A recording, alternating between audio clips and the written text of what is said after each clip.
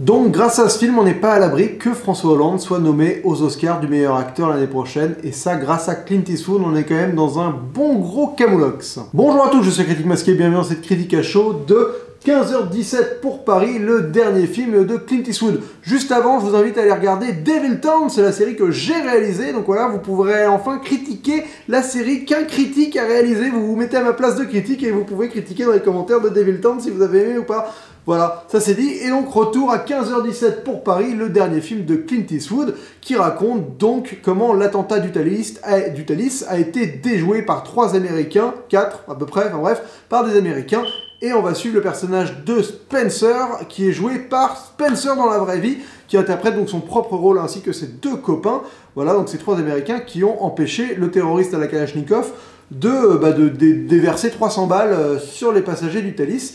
C'est un vrai film de Clint Eastwood. Clint Eastwood, il a une thématique récurrente qui revient dans pas mal de ses films, et principalement ses films récents, qui est celui de la légende, la manière dont on traite un mythe, une légende vivante aussi. Voilà, donc il y avait cette thématique qui était très forte dans Impitoyable, où il y avait ces relectures des légendes de l'Ouest, et la manière dont on en démystifiait certaines, dont on en glorifiait d'autres, enfin, comment une légende se construit, comment elle se détruit, comment elle évolue par les dires des gens, tout ça. Il y avait cette thématique aussi dans American Sniper, où le personnage de Bradley Cooper jouait un mec dont le surnom était The Legend, qui était le meilleur sniper de l'armée américaine, et cette manière dont on traite une légende qui est une légende de la guerre, et comment il vit son quotidien en revenant chez lui, comment il vit avec ses actes, parce que voilà, ce qu'il fait c'est pas forcément hyper glorieux, et à la fois on le glorifie pour ça. Bref, il a cette thématique-là qui revient souvent. L'année dernière, il y avait Sully, qui est un film qui m'avait fait pleurer, qui traite encore une fois du principe un peu de légende et d'un acte surhéroïque qui permet de sauver des gens, et la manière dont on peut faire un acte héroïque mais ne pas être considéré et être mis un peu à défaut par sa hiérarchie, la manière dont publiquement on passe pour un héros et dans l'ombre au final on te cherche un peu des noises et on te met à mal, et on n'est pas forcément voilà, on n'est pas là pour te croire à tous les coups. Et là il y a une autre facette de la légende qui se crée, c'est qu'est-ce qui mène à un acte héroïque, qu'est-ce qui nous pousse en tant qu'humain lambda, qu'américain de tous les jours, que average Joe comme ils disent les Américains, à devenir une légende, à faire un acte tellement héroïque que tu gagnes la Légion d'honneur comme ça, et qui donne un sens à ta vie. En fait, peut-être que toute ta vie menait à cet acte-là. Voilà. Donc c'est un peu la thématique du film. Alors c'est un film que je trouve extrêmement intéressant, c'est pas forcément un film excellent, mais en tout cas c'est un film qui, moi, m'a vraiment fasciné. Alors déjà, il y a cette notion d'avoir pris les vrais mecs pour jouer dans le film. Alors, les mecs, déjà, j'ai trouvé qu'ils jouaient vraiment bien, les trois Américains, là, parce qu'ils jouent naturellement, ils en font pas des caisses, ils sont assez sobres, et ça m'a vraiment véhiculé cette image de mec simple, de mec lambda, quoi. Et c'est un peu ce que le film veut raconter, c'est comment quelqu'un de lambda a l'impression que toute sa vie était vouée à arriver à ce moment précis où il va enfin dire quelque chose, enfin il va enfin avoir un sens, quoi. Et c'est vrai que le film, il y a une scène, c'est la note d'intention du film, c'est quand ils sont à Venise, là, je spoil le film, mais le film, on connaît déjà l'histoire, et c'est ça qui est intéressant, c'est que je vais rien vous apprendre dans cette critique, c'est le fait divers qui est arrivé il y a 2 ans, qu'on a lu dans les journaux, qu'on a vu au journal, quoi. Donc il y a rien, il y a rien de rajouté, quoi.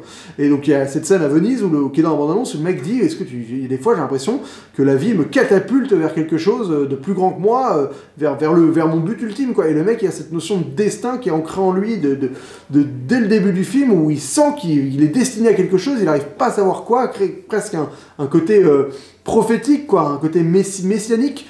Et donc il y a un côté religieux qui vient se greffer à ça, qui moi me parle pas des masses, mais en tout cas voilà, il y a cette volonté de Clint Eastwood de traiter le parcours de ce personnage qui se cherche tout le film pour atteindre ce but ultime. Et ce qui est intéressant, c'est que même en termes de narration, donc déjà il y a plusieurs choses qui viennent s'entrechoquer. Il y a déjà le fait qu'il ait pris ces 3 personnages. Alors ce qui est intéressant, c'est que dans un film qui relate un fait divers récent ou même un fait divers ancien, tu prends des acteurs pour jouer les personnages, et souvent à la fin, tu colles la photo des vrais mecs qui ont vraiment vécu l'histoire, et ça te fait dire « Ah, il ressemblait à ça, ah, donc c'est lui », et t'as la petite phrase qui va expliquer ce que le mec est devenu ou pas. Et là, c'est les vrais mecs. C'est-à-dire que la fin du film finit, et t'as ce mélange, cette symbiose parfaite entre la fiction que te raconte Clint Eastwood et les images d'archives qui sont la réalité, quoi. Et donc il te manipule ça, il te fait un espèce de film où tu sais jamais si c'est de la fiction, si à un moment tu passes des lignes et tu as l'impression d'être dans la réalité, la manière dont tu traites cet attentat, le moment précis de l'attentat, il est traité avec un espèce de naturalisme, il n'y a pas de musique, c'est de la caméra épaule, enfin t'es vraiment présent avec eux, tu vois tout hyper... t'es là, quoi, tu vis le moment avec eux. Et donc ça brouille les pistes, quoi. Et moi j'avais l'impression d'être devant une espèce d'œuvre, comment dire, c'est quoi le terme, une œuvre double presque, qui vraiment est à la frontière entre la fiction et la réalité. Et ça m'a fait un effet de cinéma qui m'est jamais arrivé avant. Alors peut-être qu'il y a déjà eu des films qui ont déjà utilisé ce processus de prendre un mec à qui c'est déjà arrivé pour le faire jouer dedans. Mais là j'avoue que ça m'a fait un effet où je savais plus vraiment où j'étais, et je peux mettre un peu ça en parallèle avec par exemple ce que Linklater a fait dans Boyhood, où il faisait passer vraiment le temps sur ses comédiens, ce qui fait des effets de mise en scène d'un coup où la réalité te happe dans cette fiction. Et là ça m'a fait un peu la même chose, où les têtes de ces mecs-là que j'avais vus dans les journaux, voilà, mais étaient encore assez présentes pour que tout le film je me disais putain mais c'est lui, quoi. Enfin ils sont là en train de vivre ce qu'ils sont en train de leur arriver, quoi, parce que ça leur est vraiment arrivé. Enfin je sais plus où j'en suis, quoi. Et c'était vraiment hyper perturbant, et je pense que c'était une belle intention de Clint Eastwood de réussir son pari de te faire vivre ça comme ça. Parce que ce qui est intéressant, c'est qu'il te fait quasiment pas de dramaturgie, il te fait quasiment aucun... Il se passe rien dans le film, honnêtement, il n'y a aucun événement, il n'y a pas de péripéties.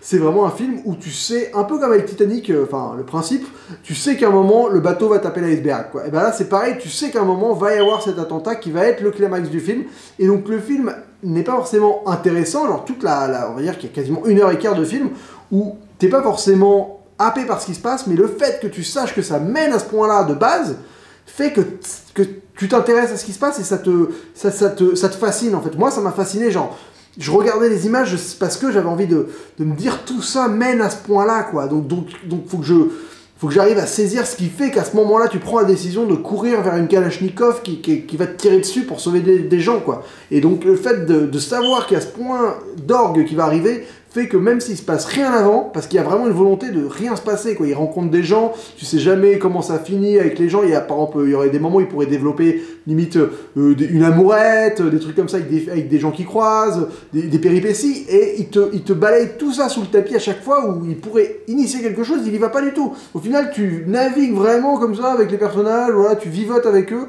le temps de cette vie résumée, quoi, pour arriver à ce point-là, à ce moment de l'attentat, quoi.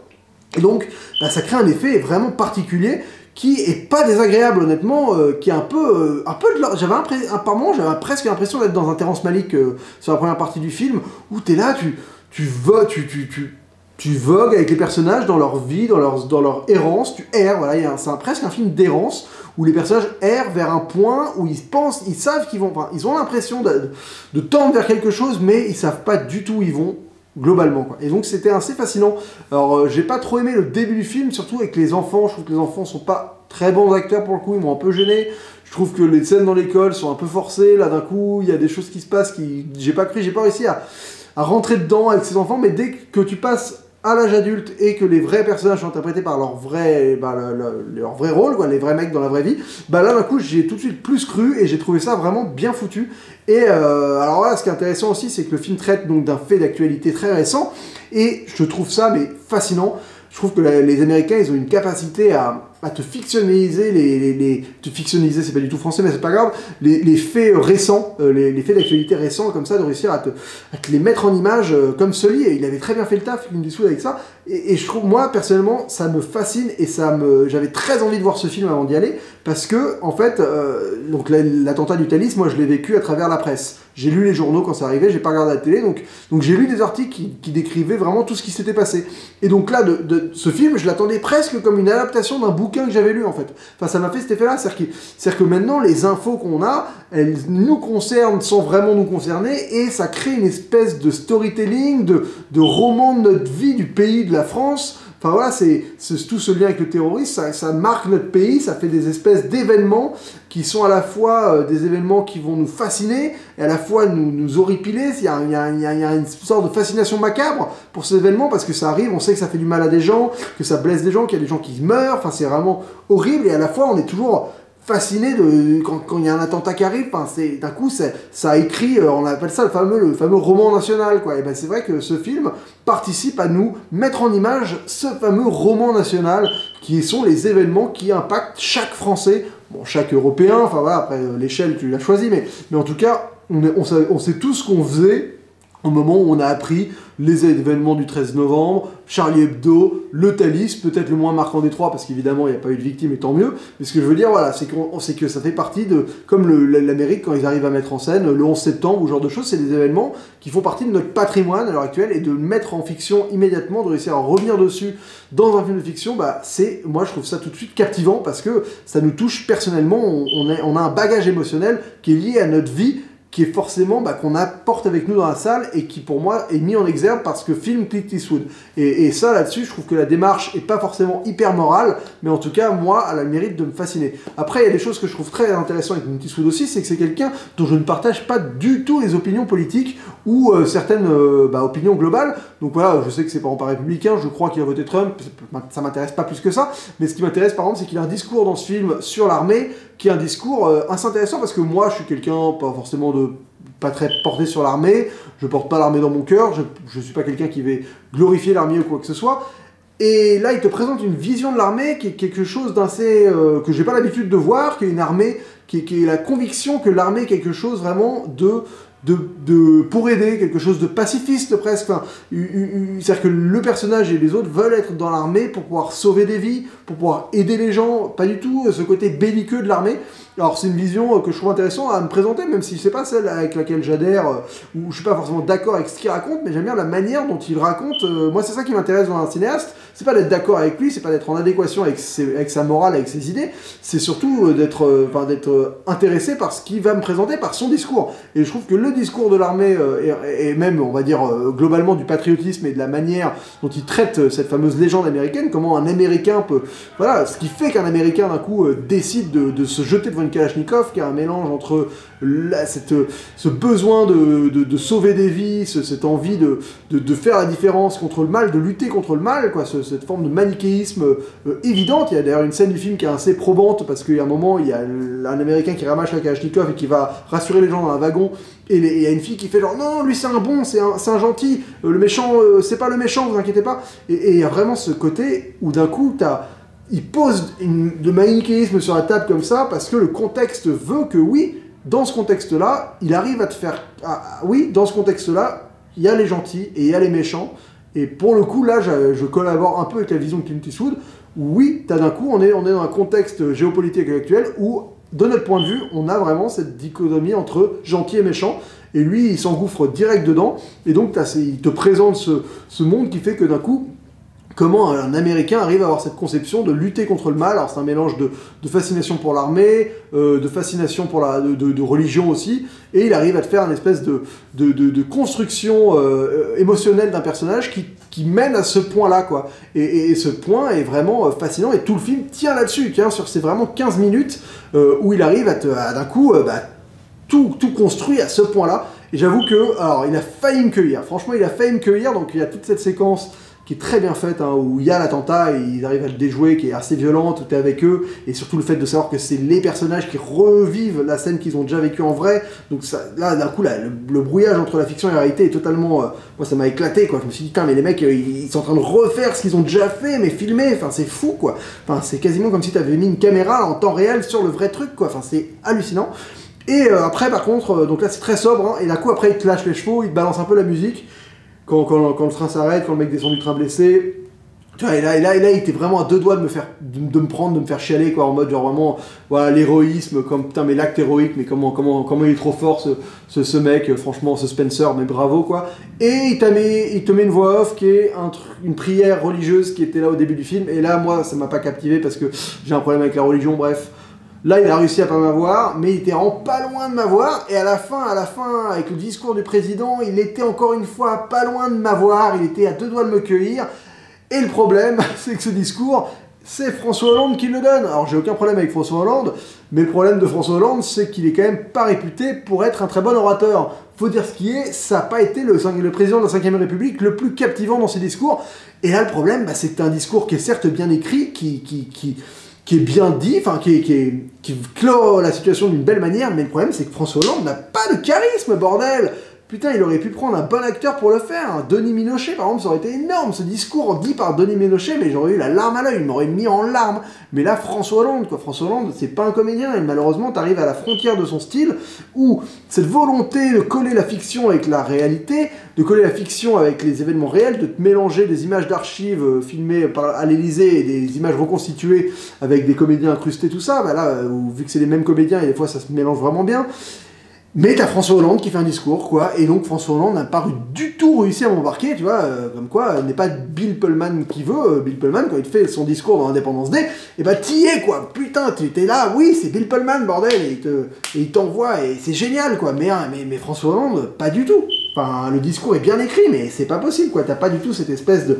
Voilà, de verbe qui t'embarque, parce que c'est pas un comédien, François Hollande, et je trouve ça dommage. Alors après, Clint Eastwood, il parle pas français, donc il a dû se dire, très bien, il y a le président qui fait son discours en français, et ça m'a l'air d'être très bien, mais c'est vrai qu'en tant que Français, le mec arrive pas à te faire les poils qui s'hérissent, François Hollande, bordel de crotte. Donc je pense pas qu'il aura son Oscar du meilleur acteur, hein, je vous rassure, mais en tout cas, c'était marrant d'aller au bout du délire, parce que ce qui paraît, moi je pensais que c'était Patrick Braoudet qui dirigeait François Hollande, mais en fait, il fait la silhouette de dos, quoi. Et à chaque fois que François Hollande est à l'image, c'est François Hollande. Donc c'est quand même drôle, parce que c'est un personnage hyper important du film, au final, hein. Enfin, vraiment, c'est lui qui te délivre ce message final du film avec ce discours. C'est entre le grotesque et le fascinant, quoi. Voilà, donc c'est un film vraiment particulier, qui est un film qu'on a rarement l'habitude de voir. Je pense qu'il va laisser beaucoup de gens sur le carreau, il va en énerver certains, il va diviser énormément. C'est pas un grand film dans le sens où je suis pas du tout pressé de le revoir, je pense qu'un visionnage suffit amplement, mais c'est un film, écoute, qui m'a marqué. Et dont j'ai hâte de parler avec d'autres personnes parce que je pense que pas tout le monde va être dans mon état plutôt positif. Donc je vais lui donner la note de 3 masques sur 5, voilà, parce que ça reste au-dessus de la moyenne. C'est un film fascinant, un film qu'on n'a pas l'habitude de voir tous les jours.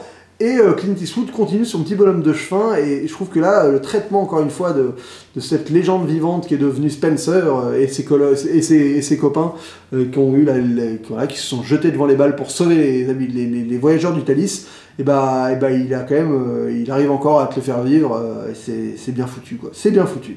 Bah écoutez, je vous redis encore une fois d'aller voir Devil Town, l'épisode 2 sort ce soir. Pour les gens qui l'ont pas vu, il y a l'épisode 1 qui est là, le lien de l'épisode 2 va arriver aussi pour ceux qui l'ont vu. Bref, soutenez Devil Town, c'est important pour moi, c'est une série qui est faite avec du cœur. N'hésitez pas à commenter, à dire ce que vous en avez pensé, à me critiquer, à dire que je suis une grosse merde en réalisateur. Pas de problème, je suis ouvert à toutes les critiques, et j'y répondrai volontiers dans une autre vidéo, donc n'hésitez pas à commenter, parce que je ferai des vidéos où je répondrai aux commentaires sous Devil Town. N'hésitez pas à vous abonner si vous n'êtes pas encore abonné à cette chaîne, n'hésitez pas à me dire ce que vous avez pensé du film de Clint Eastwood aussi quand même. À liker cette vidéo, pouce vers le haut si vous avez aimé mon discours, pouce vers le bas si vous trouvez que je suis un gros blaireau, et on se retrouve très vite pour une prochaine vidéo, et d'ici là, bonne toile!